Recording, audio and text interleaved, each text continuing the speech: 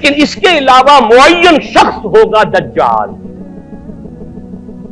یہ معین شخص جو دجال ہوگا اس کے بارے میں بھی ایک تو بالکل متفق علیہ چیزیں ہیں. نمبر ایک کہ وہ شخص ہے، قطعی ہے، یقینی ہے، اس کا حلیہ بھی حضور صلی اللہ علیہ وسلم نے احادیث کے اندر بیان کیا.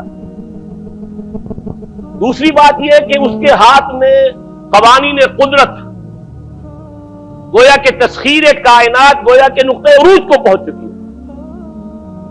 تمام اختیارات الہی تقریباً اس کے ہاتھ میں آ چکے ہوں. جو بڑے سے بڑے معجزے اللہ تعالیٰ نے نبیوں کو دیے ہیں وہ معجزے کر کے دکھائے گا. وہ مردہ کو زندہ کرے گا،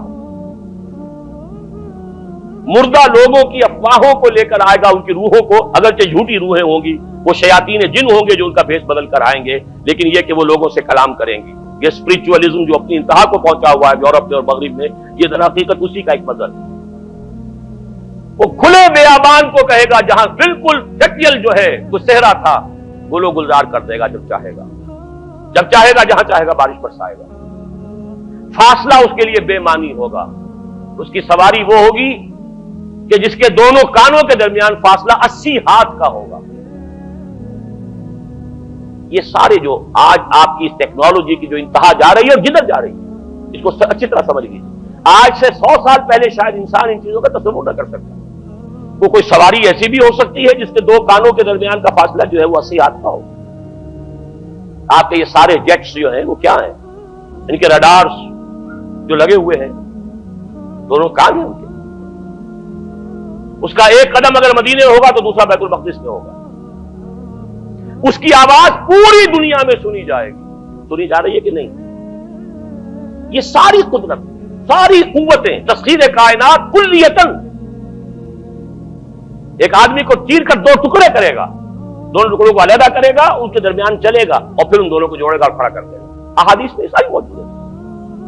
سرجری جدھر جا رہی ہے بولے جب نہیں کہ وہاں تک آدمی پہنچ جائے. فریز کر کے تو یہ معاملہ اب ہو ہی سکتا ہے، لیکن یہ کہ ابھی اگلا اور قدم کیا ہوگا کچھ نہیں کہہ سکتے. یہ چیزیں تو ہے متفق علیہ. البتہ کچھ معاملات کے اندر احادیث میں کچھ اختلاف پایا جاتا ہے اور یہ مشکلات الحدیث میں سے. اور میں بھی چونکہ اس مسئلے میں اب تک بھی کسی درجے میں ابھی قطعیت کے ساتھ میں کوئی بات نہیں کہہ پا رہا ہوں، لیکن اب چونکہ گمان غالب کے درجے میں ایک رائے تک پہنچ چکا ہوں، اس لیے میں نے آج اس بات کو آپ تک پہنچانے کے لیے یہ عنوان اختیار کیا. اس لیے کہ حدیث میں جو آتی ہے تفاصیل اس سے معلوم ہوتا ہے کہ یہ دجال 2 دلیل کرے گا. یا تو وہ 2 دلیل کرنے والے 2 دجال علیحدہ ہیں، یا یہ دونوں دلیل کرنے والا شخص ایک ہی ہے. بس یہ مسئلہ ہے کہ جو آج تک مجھ سے حل نہیں ہوا تھا، اب تک کہنا چاہیے آج تک نہیں. اور یہ اس میں علماء سے بھی گفتگو ہوئی ہے اور جن لوگوں نے اس مفہوم موضوعات پر اپنا وقت لگایا ہے ان سے بھی گفتگویں ہوئی ہیں، تو وہ بھی اس مسئلے کو حل کرنے سے تاحال قاصر رہے. لیکن یہ کہ اب میری رائے یہ ہے کہ یہ 2 شخص ہیں علیحدہ علیحدہ، واللہ عالم. لیکن ایک رائے تک میں پہنچ چکا ہوں، اس لیے وہ رائے آپ کے سامنے رکھ رہا ہوں اور آپ کے ذریعے سے وہ آگے بھی پھیلے گی تو اہل علم کے ساتھ جو ہے اس معاملے کے اندر تبادلہ خیالات کی بھی نوبت آئے گی انشاءاللہ.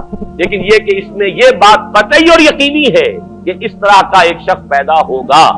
البتہ یہ کہ آیا وہ 2 ہوں گے 2 مختلف اوقات میں یا ایک ہی ہوگا ایک ہی وقت میں، صرف اس میں اختلاف. میرے نزدیک وہ 2 ہوں گے.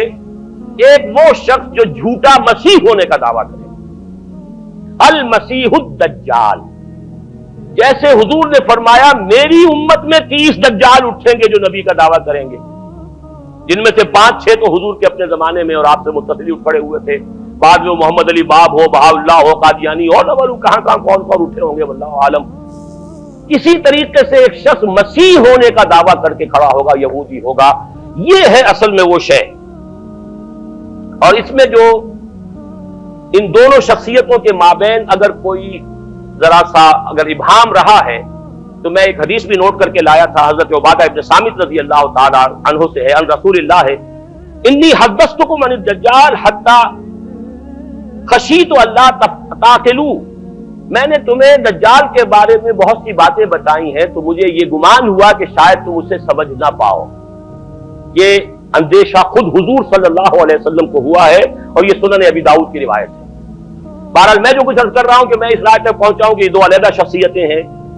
ایک تو یہ ہے کہ ایک مسیح الدجال کھڑا ہوگا یہ ایک دعویٰ کر کے کہ میں مسیح ہوں، کیونکہ اس کا زمانہ بالکل قریب آ چکا، اس لیے میں آپ کو اس کے بارے میں خبردار کر رہا ہوں۔ دوسرا جو مسیح جس کی شخصیت مسیح دجال کی آتی ہے، دجال اکبر، میں صرف اشارہ کروں گا، پھر کبھی انشاءاللہ اس موضوع پر تفصیل سے گفتگو ہوگی، وہ میرے نزدیک بالکل قریب قیامت کی ایک علامت ہے۔ جو خدائی کا دعویٰ کرے گا وہ جھوٹا خدا ہوگا، یہ جھوٹا مسیح ہوگا، المسیح الدجال۔ الدجال الاکبر وہ ہوگا کہ جو قیامت کے بالکل قریب کی تین نشانیاں ہیں، جبکہ وہ آ جائیں گی تو حدیث میں آتا ہے کہ اس کے بعد کسی شخص کے ایمان لانے کا، توبہ کرنے کا فائدہ نہیں ہوگا۔ ویسے تو علامات قیامت جو ہے ان میں سب سے پہلی میں نے بتایا تھا حضور کی بعثت خود علامات میں سے، اس کے بعد 10 علامتیں حضور نے گنوائی ہیں اور وہ تدریجاً پوری ہوتی چلی جائیں گی۔